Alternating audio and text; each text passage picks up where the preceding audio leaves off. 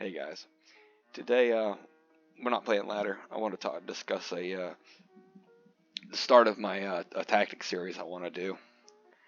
And to me, before we get started with like army picks, race picks, battlefield tactics, I want to talk about winning the battle before you even get on the field, or shoring up your likelihood of victory. Let's say, and a lot of this derives from Sun Tzu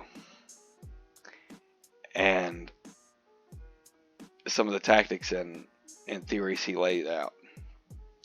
One involves obviously the map. You only get a limited amount of information when you're in quick battle.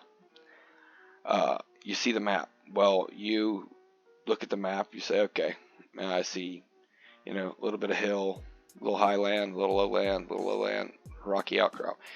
Unless you're familiar with the maps and familiar with the way the terrain will look on a large and small map, it may be hard for you to gauge what's a small map, what's a large map. So you become familiar with terrain. Now, this is a limited version of Sun Tzu's theory. You pick the battle, you pick the land, the terrain you take your fight on. Well, that's not completely viable in Warhammer because you're presented with a map, a place where you must fight. But within that map, there are certain opportunities and disadvantages. And using Sun Tzu's principle to gain the maximum advantage will help you secure victory. It'll be one of your check marks on your way to victory. Okay, and now the map's out of the way. You understand size and terrain is important. The next tactic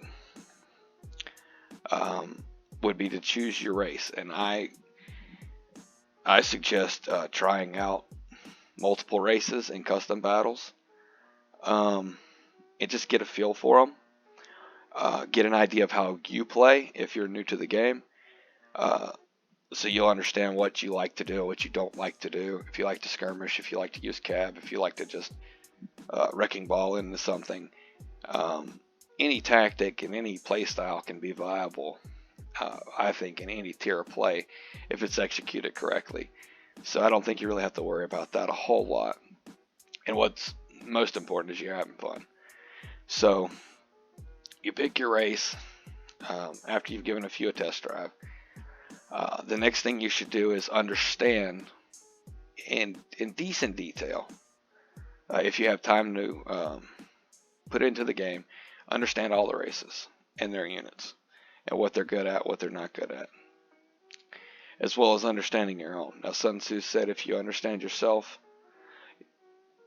a man will win 50% of the battles. If a man understands himself and the enemy, he will secure 100% of the victory.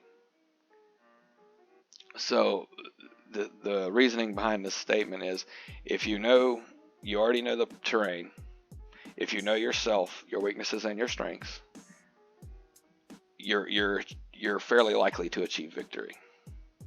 If you also know your enemy's strengths and weaknesses, you're almost guaranteed a victory. Now, on the flip side of this coin, you could basically call that an ancient version of the counter pick, if you will.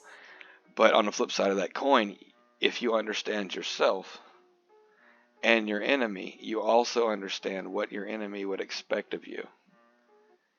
And so you can subvert his expectations. And this is also a teaching of Sun Tzu. Appear where your enemy does not expect you. Do not use your open strength, your open perceived strength, as your key to victory. So basically, it's a long roundabout, smart person way of saying just subvert expectations. So on top of your just subverting expectations, doing something unexpected, it may be good, it may be bad, if you don't understand your enemy. But if you understand your enemy, you can subvert in the correct way. So if we were to say we're fighting high elves right now, this build would be a good high elf build. Everything has shields or physical resistance. Most of it has ranged potential. Half of it is hidden.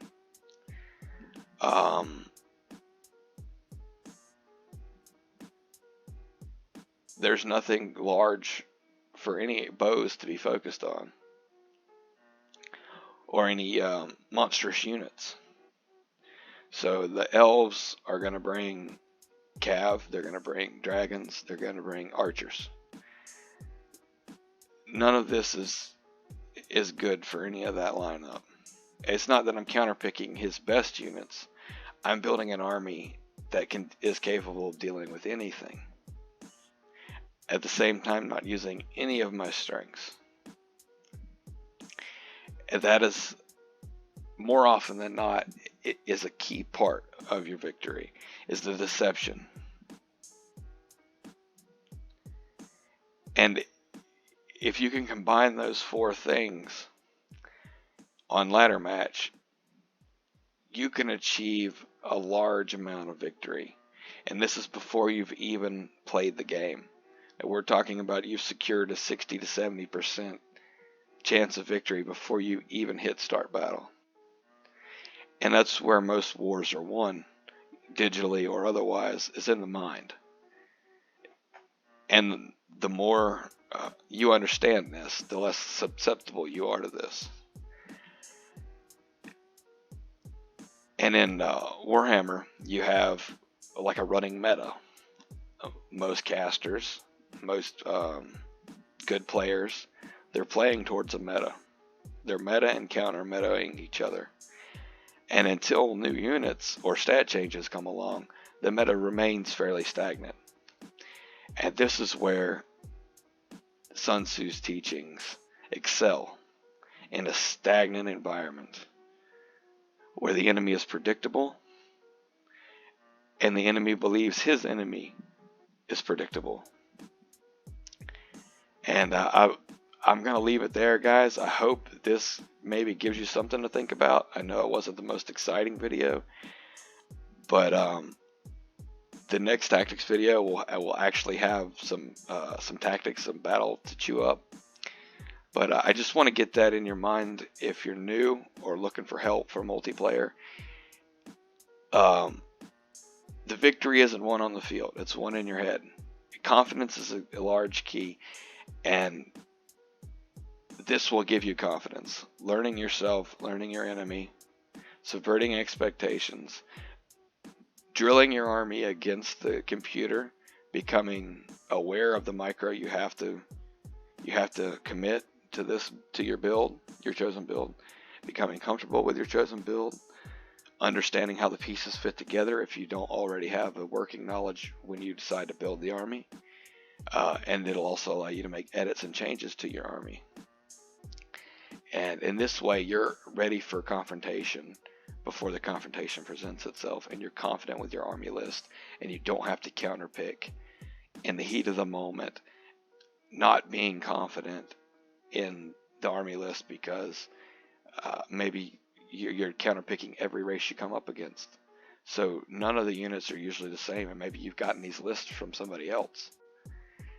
And repetition will serve you more and sound tactics than counterpicked units.